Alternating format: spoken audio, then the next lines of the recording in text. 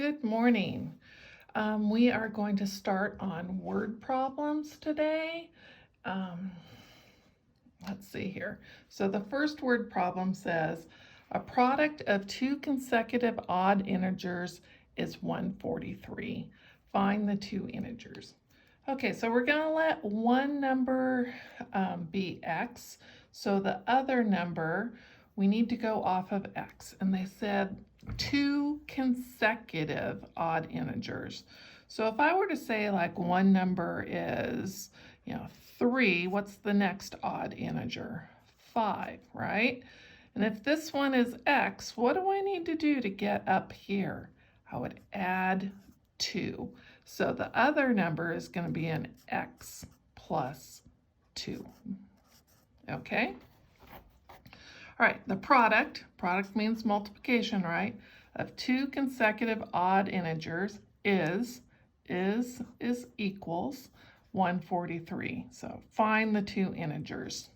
All right, so I am going to multiply those guys together and I'll get x times x plus 2, like this, equals 143. All right, doesn't this look like stuff we've been doing in the past? So I need to distribute and move this over, get it into standard form. So I'll get an x squared plus 2x minus 143 equals 0. Okay, so now I need to, well, it is in standard form. I need to factor it so I can solve this because I solve it when I have an equal sign. So since I have a leading coefficient of 1, I need factors of 143, a negative 143, that will give me 2.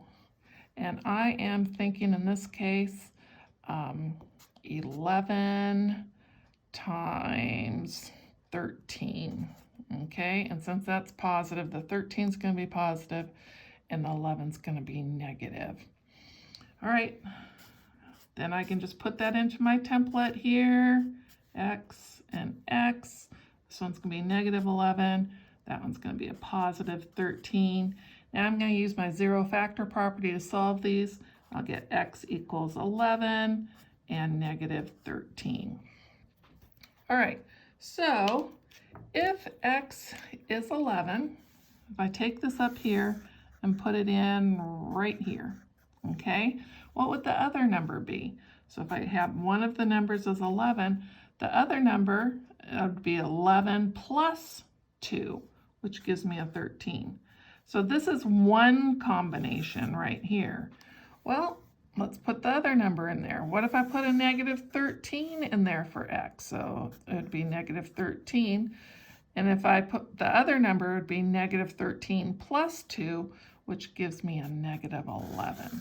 So it's either this combination or that combination. All right, next one, number 2.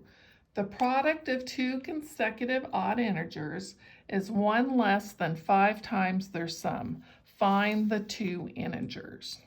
Okay, so again, we got let one of the integers be x, and I got the product of two consecutive odd integers again, okay? So this one is going to be the x plus 2 again. Product means multiplication. Is 1 less, okay, so we're going to subtract 1 on that, 1 less, than 5 times. So 5 times means 5 times, so it's going to be multiplication, their sum, and sum is addition. So let's get this set up right. Okay, so the product of two consecutive odd integers is 1 less than 5 times their sum. Okay, the product would be multiplication. So I got x times x plus 2 is, there's my equal sign, and then 5 times the their sum. Okay, so the sum would be this. Here's one of them, here's the other one of them. And then we have 1 less. Looks like that. All right. I started this for you. you got to finish it. Get it in standard form. You'll end up with a square.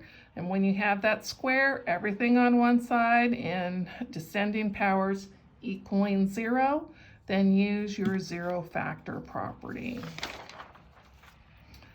All right, number 3, the sum of two integers is 17 and their product is 70. Find the numbers. Okay, the sum of two integers. Sum means addition, two integers, so two numbers. So I'm going to say one number is x and the other number is y is 17. So in that case, I'll get x plus y equals 17.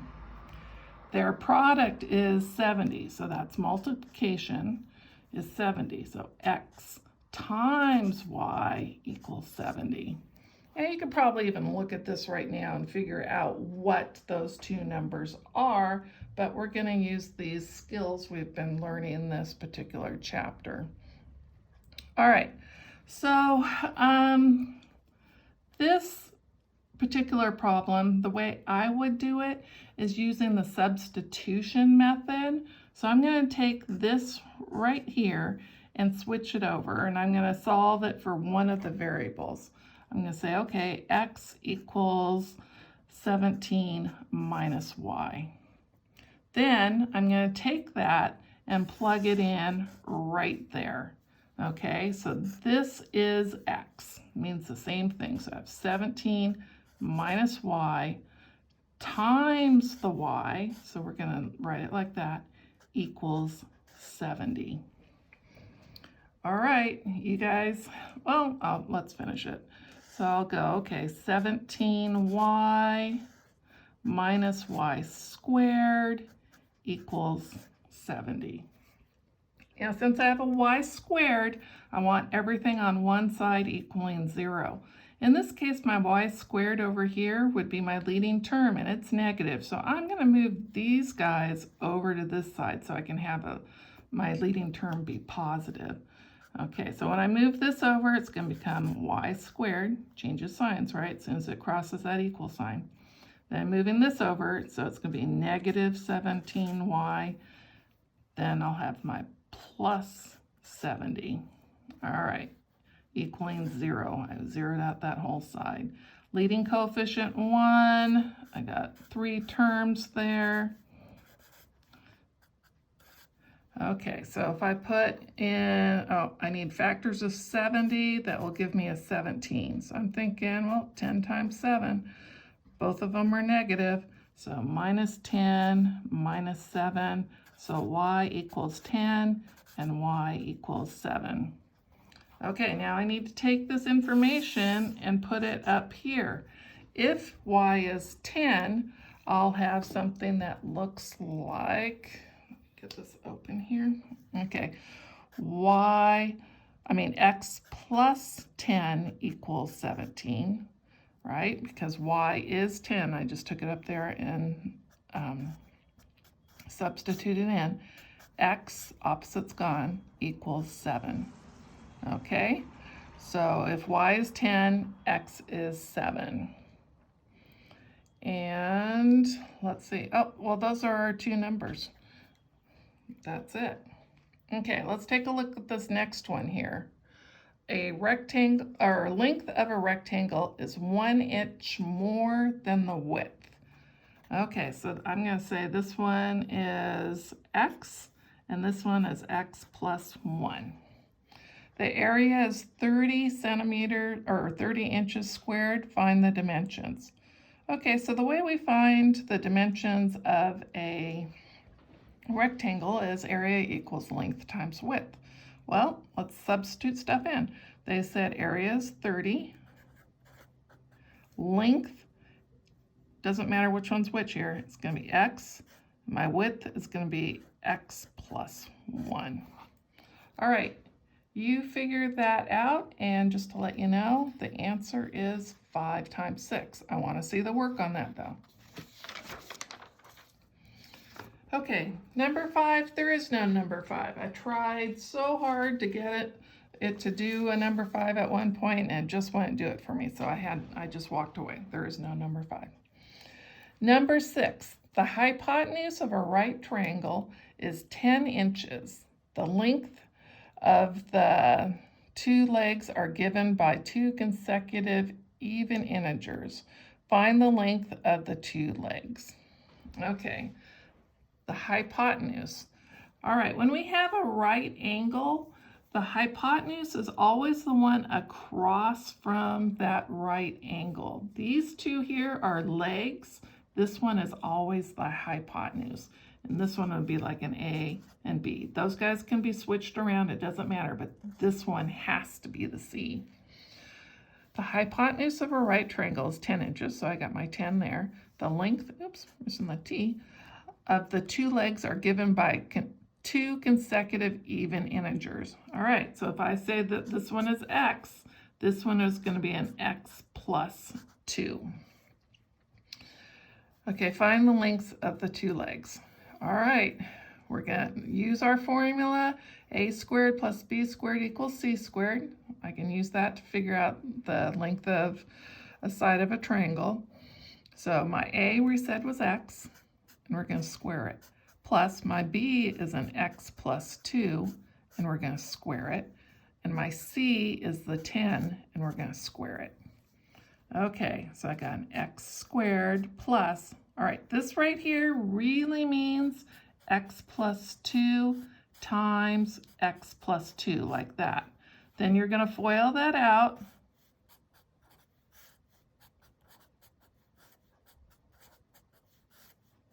And get this. Those guys are like terms, so I'm going to combine those. Okay, so I get this right here.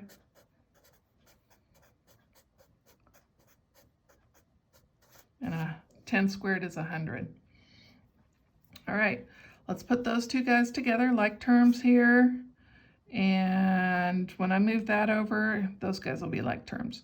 So I got 2x squared plus 4x. And when I move this over, it's going to be minus 100. So that is going to be a minus 96 equals 0. All right, you take it from there. And let me see. The answer here is 6. I want to see all the right work. Okay, number 7. The shorter leg of a right triangle is 5 meters. The hypotenuse is 1 meter longer than, oops, we don't need two thans, than the longer leg. Find the length of the longer leg. Okay, so I'm going to say that this one is X and this one is X plus 1. Okay, so let's set that up. Remember that this one over here, that's my C. Those are A and B. So X squared plus 5 squared equals X plus 1 squared. All right, I'm going to let you guys figure this one out. Okay, number 8. A company can manufacture X hundred items for a total cost of C equals 300 plus 600X minus 100X squared.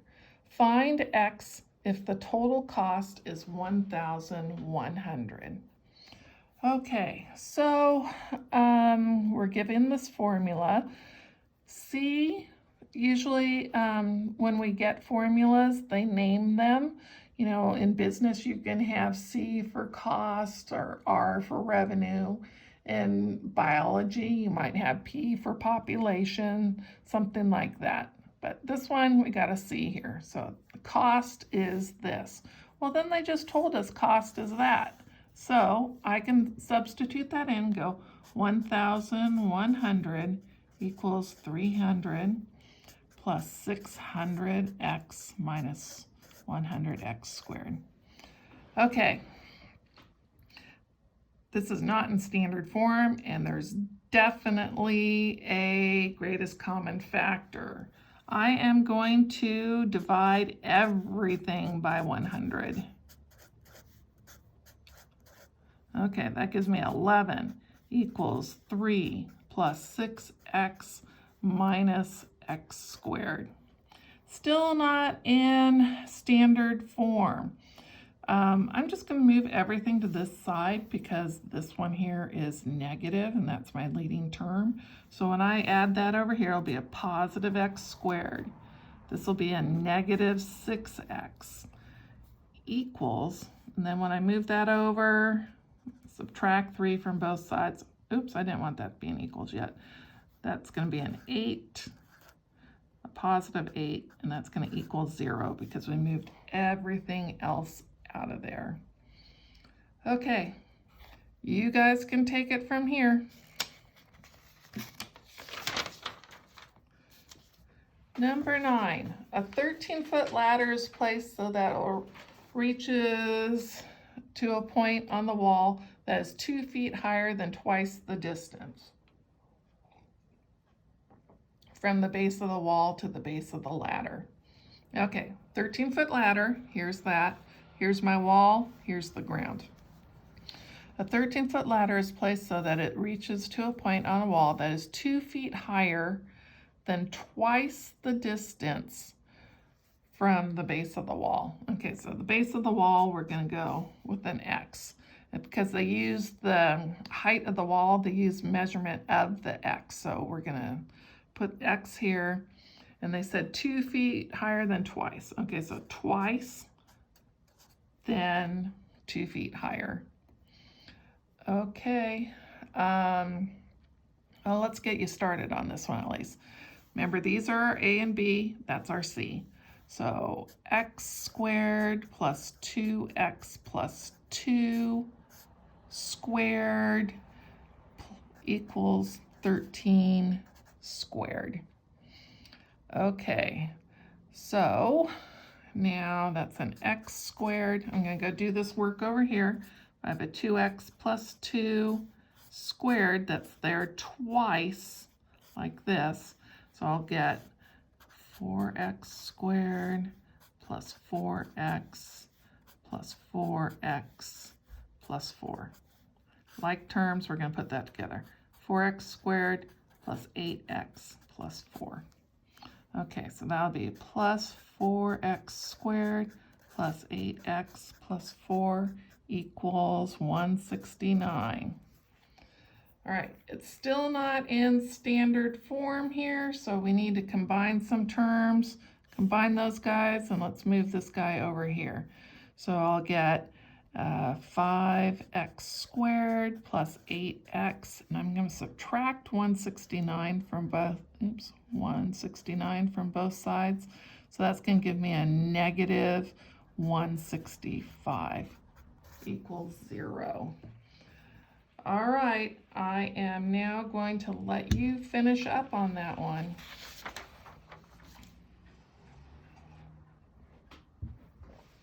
Number 10, I have a piece of cardboard that is twice as long as it is wide.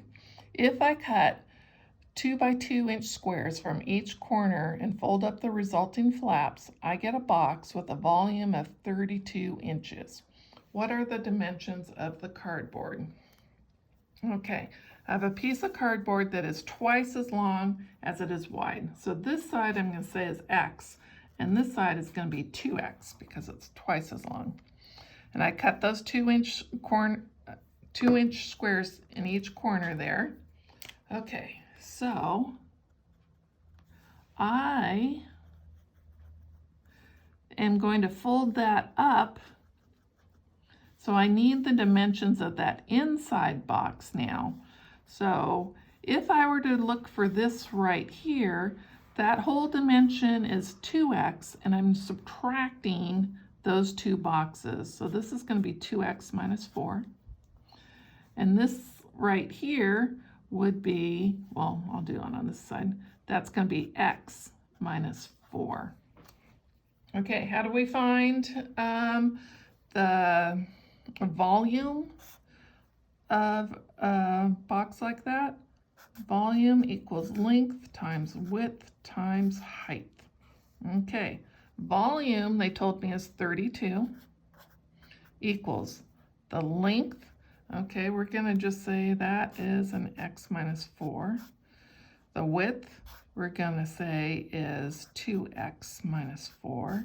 And my height, well, when I fold that up, my height is going to be 2 inches. All right, I'm going to let you take it from there. Okay, number 11. A gun fires a bullet almost straight up from the edge of a 140-foot cliff. If the bullet leaves the gun with a speed of 556 feet per second, its height at time t is given by, and there's the formula there, measured from the ground below the cliff. Okay, so there's this guy on top of this 40-foot cliff. He shoots off a gun and the bullet goes like this. They want to know when it's going to hit right there. Now, one thing we really haven't talked about a lot in this class, or at all, I think, is that when we are trying to figure out, well, when we're solving these equations, and we have this here, and we have, a graph, where it hits the x-axis is the answers when we solve, okay? So if this case, if that's what it looked like, it would be at 2 seconds and about 5 seconds, okay? Where it hits there. And we're gonna spend a good chunk of a chapter in a little while working on that. So just for now, know that when you are solving something, you are figuring out where it hits the x-axis, okay? So this is my x-axis down there, and that's a 0. So I am going to substitute in a 0 for h of t, because I want to know when it's hitting the ground, and that's a 0 height. Okay, so I'm looking at this over here, and I am thinking I have a -4 in common and all that. This is my leading term, and I want it to have a positive coefficient. So I'm going to divide all these by -4, everything by -4. That gives me a 0 equals, and then I will get, what is it, a 4t squared minus 139t minus 35. Okay, let me make sure I got those signs right. That looks good. Okay, now, well, that's a perfect square, but that one's not. So I am going to need to use the AC method. AC equals 140. Okay, 139, oh, that's going to be easy. So I got 140 and a 1, and that one's negative. That should be negative up there. So this one's going to be negative, that one's positive. I'm going to rewrite the middle term.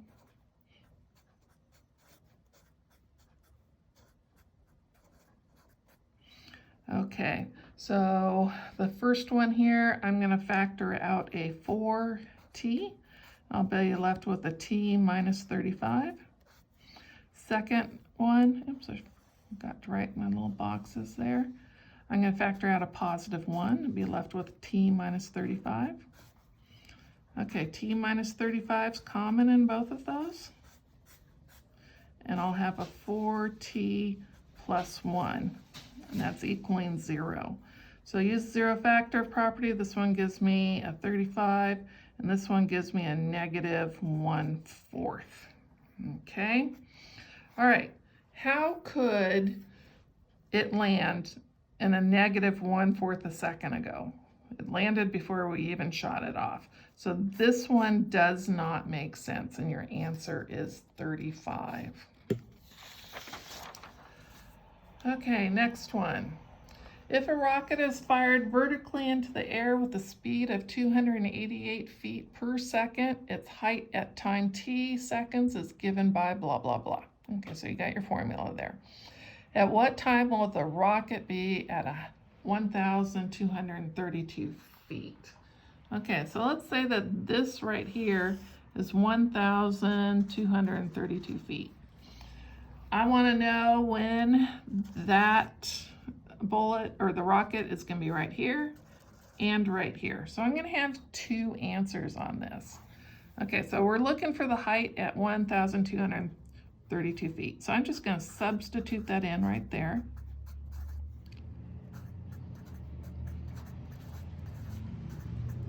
Okay, it's not in standard form, so I'm going to move that over.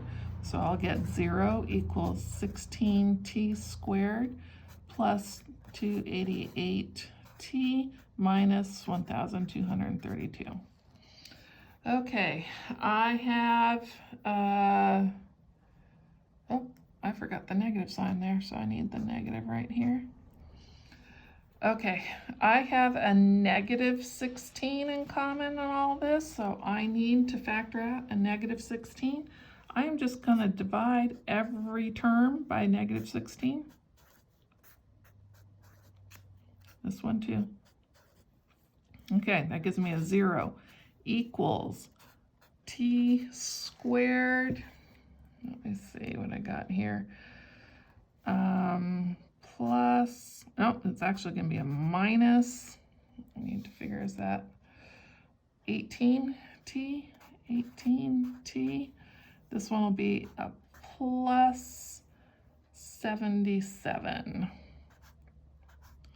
All right, factors of 77, that will give me an 18. I'm thinking 11 times 7. Okay, both of them are going to be negative. So rewrite, oh, I don't have to rewrite it because I have a leading term that is 1. So it's going to be t minus 11 and t minus 7. So set those to 0 at 11 seconds and 7 seconds. So on the way up, this one right here, it'll be at that height, that's 7 seconds. On the way down, it'll be at that height at 11 seconds.